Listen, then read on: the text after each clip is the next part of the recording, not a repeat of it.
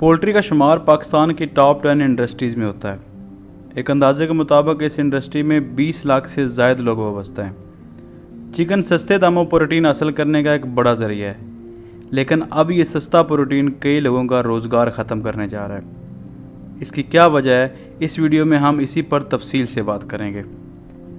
Broiler मुर्गी तैयार करने के लिए एक पोल्ट्री फार्मर को बहुत से मसाइल से गुजरना पड़ता है, जैसा कि भारी सरमायाकारी करके एक पोल्ट्री फार्म बनाना, लेबर का इंतज़ाम करना और सबसे बढ़कर ये कि एक दिन के 40 ग्राम के चूज़े को बड़ा करके 2 किलो तक ले जाने के लिए वसाइल का इंतज़ाम करना।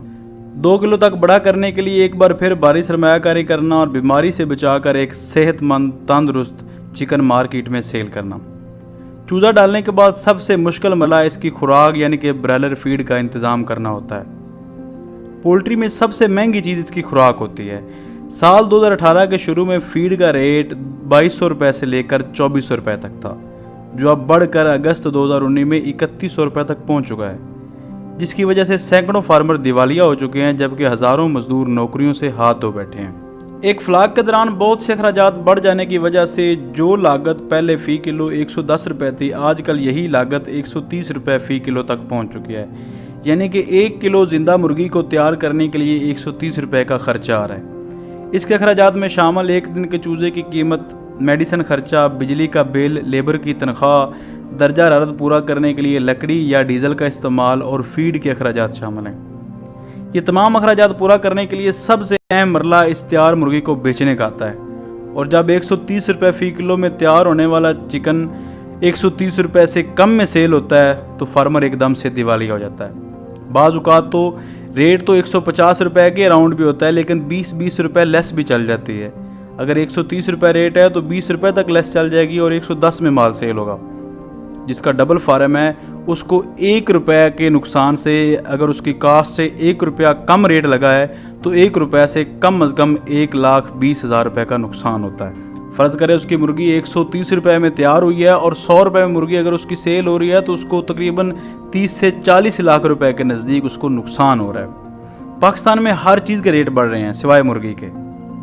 ये रेट सारा साल कम नहीं रहते, कुछ महीने रेट बढ़ता भी है, लेकिन इन दिनों बीमारी इतनी फैली होती है कि मुश्किल से किसी का फ्लाक तंदुरुस्त तैयार होता है, जिस वजह से मार्केट में डिमांड ज़्यादा और सप्लाई कम हो जाती है और रेट बढ़ जाता है। ऐसे में जिनका फ्लाक बीमारी की वजह से मर गया वो फार्मर रोड पर आ जाता है।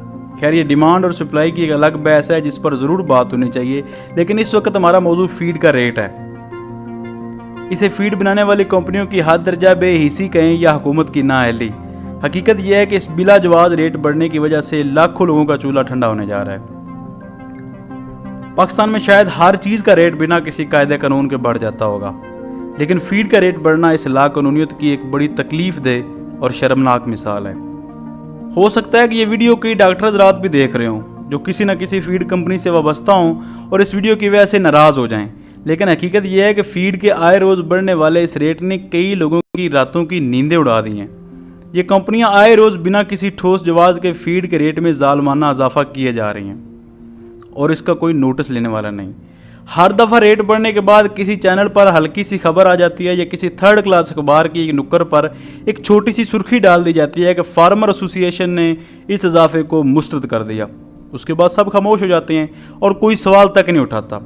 हुकूमत और पोल्ट्री एसोसिएशन के कानों पर जूं तक नहीं रेंगती, लेकिन हुकूमत को इस वक्त यकीनन होश आएगा जब बेरोज़गारों की एक फ़ौज मिलकर एहतजाज करेगी, लेकिन हमारी बेइसी की वजह से शायद नौबत एहतजाज तक जाए ही ना। इस सारे खेल का जिम्मेदार जो भी है, हुकूमत है या फीड बनाने वाली कंपनियां, लेकिन हकीकत यह है कि छोटे फार्मर खुदकुशियां करने पर मजबूर हैं और गरीब मजदूर बेरोज़गार हो रहे हैं। हमारे Facebook page Pakistan poultry supervisors PPS पर किए गए एक सर्वे के नतीजे में ये बात सामने आई कि 65% फार्मर ने जुलाई अगस्त वाला फ्लाक डाला ही नहीं, जिसके नतीजे में हज़ारों मजदूर बेरोज़गार हुए। जिसकी सबसे बड़ी वजह यह थी कि इन दिनों सप्लाई ज़्यादा होती है और डिमांड कम। चूँकि फीड का रेट बढ़ जाने की वजह से फ़ी किलो लागत बहुत ऊपर चली गई है, इसलिए फार्मर ने डरते हुए ये फ्लाक नहीं डाला। ये एक अलग बात है कि पाकिस्तान की तारीख में पहली बार शायद बड़ी ईद पर मुर्गी का रेट 200 रुपये किलो तक पहुँच गया, क्योंकि लोगों ने फ्लाक ही नहीं डाले थे और मार्केट में मुर्गी मिल ही नहीं रही थी। बड़ी ईद पर मुर्गी का रेट इस हद तक बढ़ जाने से आसानी से अंदाज़ा लगाया जा सकता है कि कितने फार्म बंद हुए और कितने लोग बेरोज़गार हुए होंगे। हमारी हुकूमत से अपील है कि इस नए आने वाले बहरान से बचने के लिए इकदाम करें। फीड में इस्तेमाल होने वाली अशिया सस्ती की जाएँ और पोल्ट्री फीड में इस्तेमाल होने वाला जो मटीरियल इम्पोर्ट किया जाता है इस पर ड्यूटी कम से कम की जाए। फीड बनाने वाली कंपनियों से गुजारिश है कि आपका बैंक बैलेंस यकीनन आपके लिए बहुत अहम है, लेकिन अगर आपका बैंक बैलेंस किसी गरीब की 2 वक्त की रोटी में रुकावट बन रहा है तो आपको इस बारे में ज़रूर नज़रसानी करने की ज़रूरत है। और आखिर में पोल्ट्री एसोसिएशन के लिए सब मिलकर दुआ करें कि उनकी आँख खुल जाए। नींद तो सेहत के लिए अच्छी होती है, लेकिन शायद गफलत की नींद की वजह से क़यामत के दिन हिसाब देना मुश्किल हो जाए। बहुत बहुत शुक्रिया।